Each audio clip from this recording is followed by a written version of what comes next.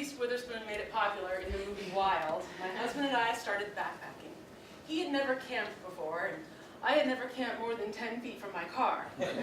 But some friends convinced us it would be fun and a good way to see Arizona.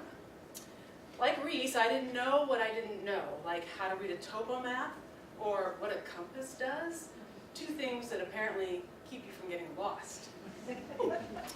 But over the years of exploring on foot, of stargazing, of route finding, of hunkering down in storms and climbing to the tops of peaks, I've realized that the things I've learned that make the trail a fun place to be have helped me in my day-to-day life. Like, always leave a light on. One dark night in a meadow in Flagstaff, I lost my tent. You see, nature called, so we grabbed our headlamps and walked in what felt like a straight line, 200 feet from the tent, took care of the problem, turned around to utter blackness. The weak beams of our headlamps could not find the tent.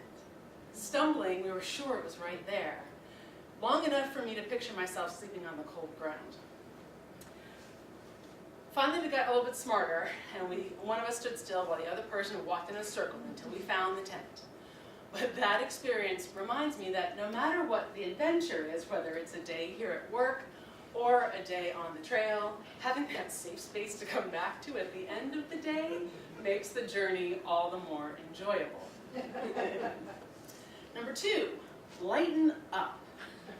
For women who are not Army Rangers, the rule of thumb is to carry no more than 1/4 of your body weight on your back. For me, starting out, 40-pound pack was way too heavy, and it left me prone to injury and muscle fatigue.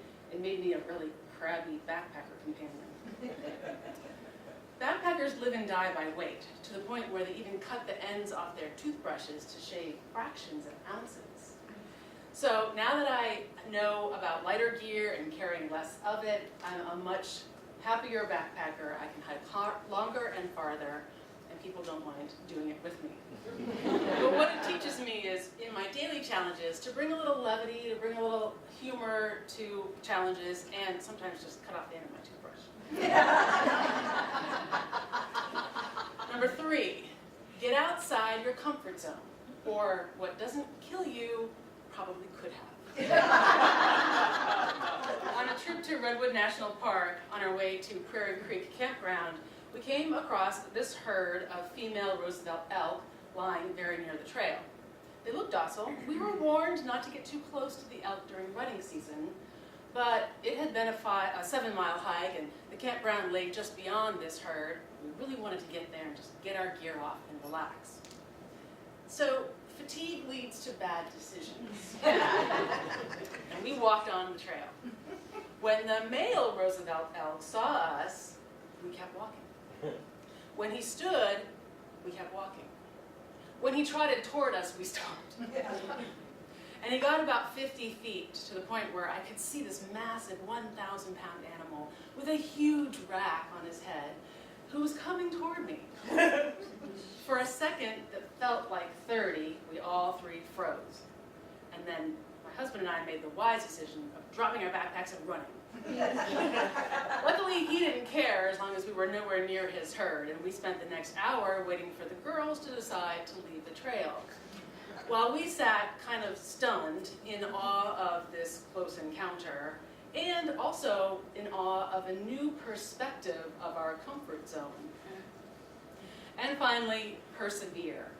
Hiking has taught me that even what seems like the hardest thing ever isn't. Sure, we face challenges, and sometimes they're so daunting we don't even know how to take that first step. I recently hiked across the Grand Canyon in a 1-day trip. As I stood on the south rim and looked across that chasm, the journey seemed preposterous. But it starts with 1 step. There are about 2,000 steps in a mile, and about 22 miles to cross the canyon, so roughly 44,000 steps. Taking them one at a time, hiking at my own pace, with the support of the friends with me, we got to that North Kaibab Trail, heading up the North Rim, to turn around and realize that we had just defined a new definition of what's possible. Thank you very much.